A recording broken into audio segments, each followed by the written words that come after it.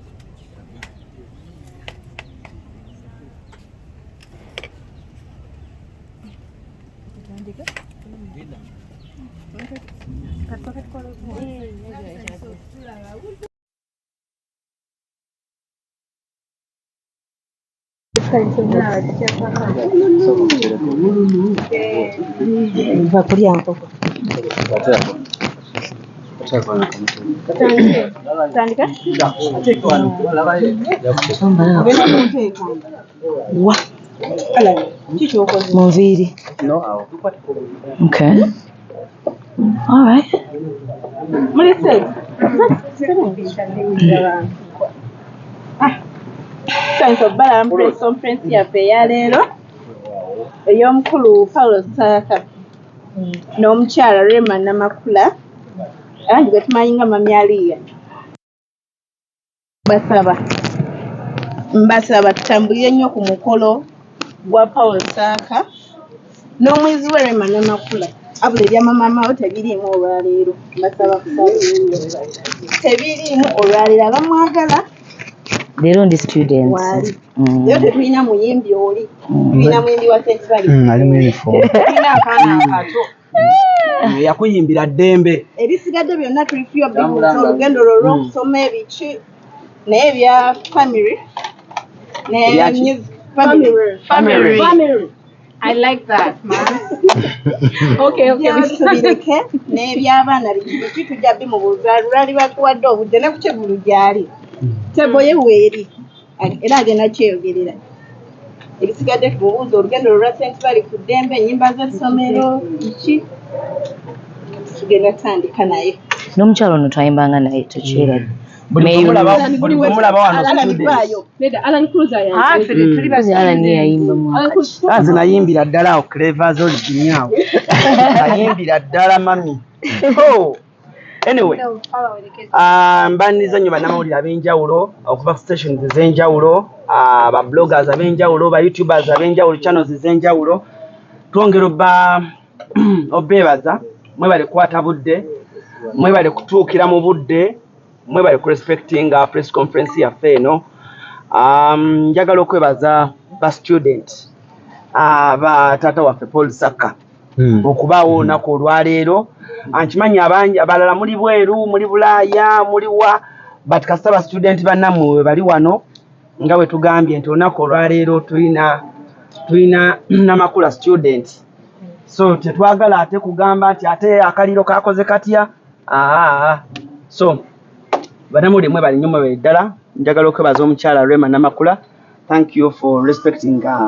invite twongera okwebaza taata waffe Paul Saka maama waffe abamu face zeerabirwa nga wali katono wali kati tukulaba naye nga tulabye haga wali and kisses peke n'obupeekepeke ne tumanya nti mwasomera ddala mwenna ne Rema Namakula so ennaku z'omwezi nga 11 ye press conference eno gye tuteeseteese ennaku z'omwezi nga 11 June tuli ku Serena Hotel.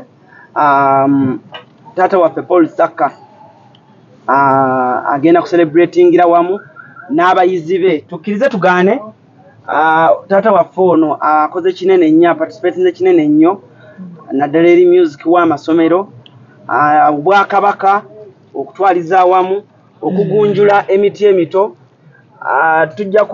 Ojja kwekanga nga industry eno mujjuddemu abayimbi bangi nnyo nga baayita mu ngalo ze. Twandibadde tumuweera ddala respect esembayo nti omukyala asinga okuba n'eddoboozi ery'amaanyi mu ggwanga wano Rema Namakula, ng'ate y'omu ku bakyala abasingira ddala okwagalwa n'okurespectingibwa, yayita mu ngalo ze. Kitegeeza mwami mulungi, mwami musomesa, era mu bigambo bye mpulidde Rema ng'agamba nti Master nsanyusa okulaba ne mmanya nti ako nkawulidde nga Rema agamba Master nsanyusa okulaba ne mmanya nti Master yali Master. So nja kukkiriza Eva naawe Namulondo weebale kubeerawo. Yadde gwe naye yayimba yabulako katono okuyimba nange yaliyo nakitegeeza naawe waliyo. Kale nnyo Nancy. Kale taata waffe bangisebo tujja kusaba engeri gy'oli nga gwe Master otandikewo okweyanjula, then otwanjulire ne bawalabo. Tandikira awo osobola otubuulirako n'olugambo ono yajja ng'ali shy nga Rema yeekwata mu maaso ne mugamba Rema si ky'olina okukola.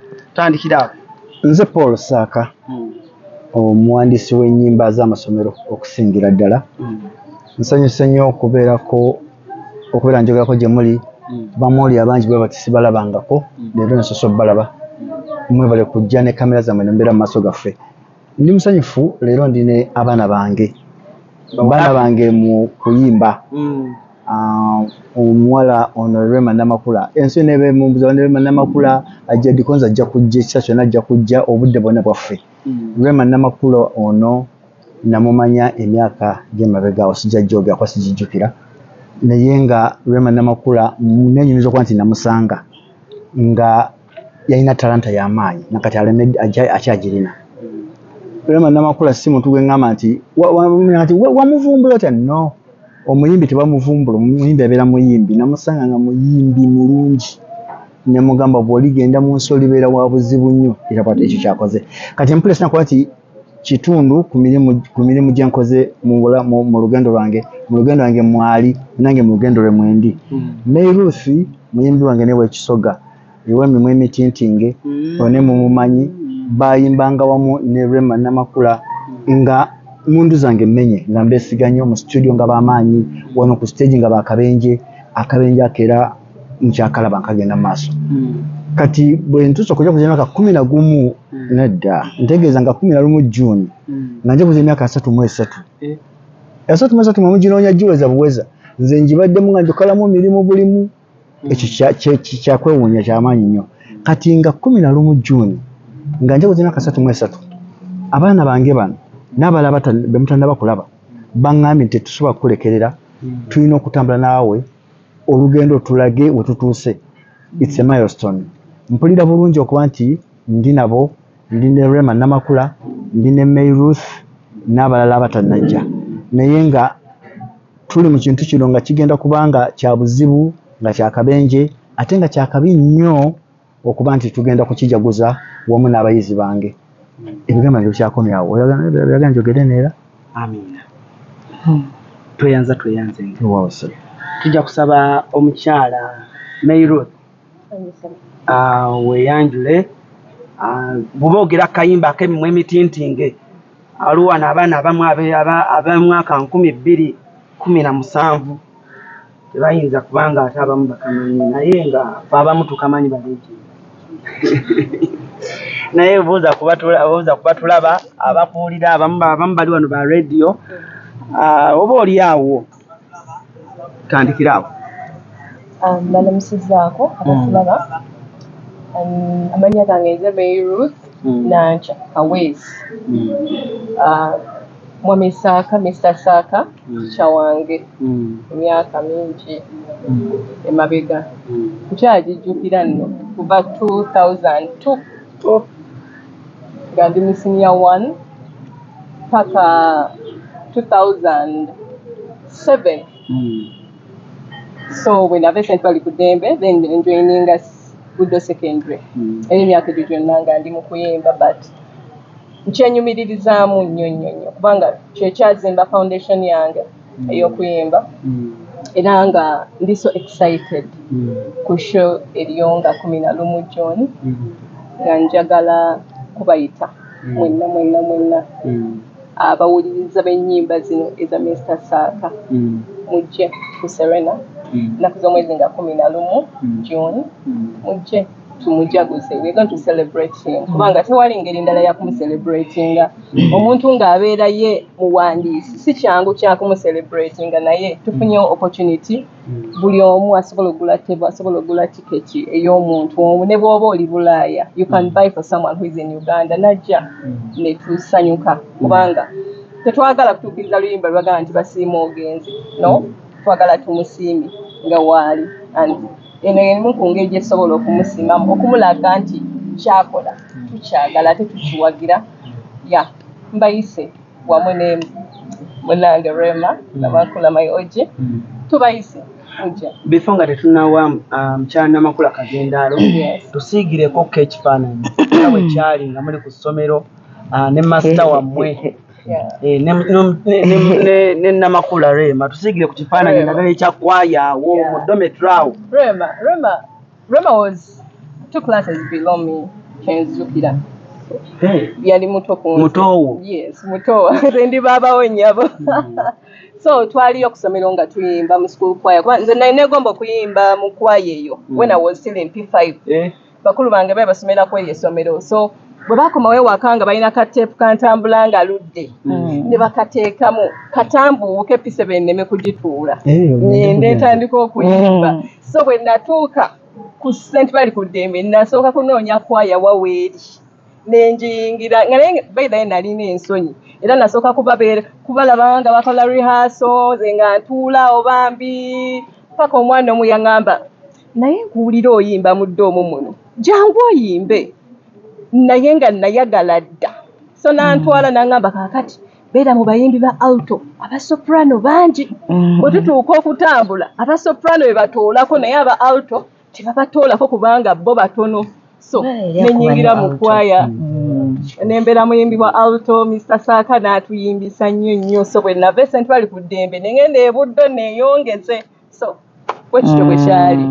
Oluyimba lwa olulimu omuvubuka asika generator n'agwa ekigwo ne bata mutuguza mpewo oyali emabega waalwo. Oluyimba lwa ettaka olwa Buddo era yali emabega waalwo yabikola bulungi. Wow. Okay. Ebisigale tujja genda tubuuzabuuzaayo katonotono. Mama affe Rema Namakula akazindaalo obuzindaalo bwo bwonna. Alan.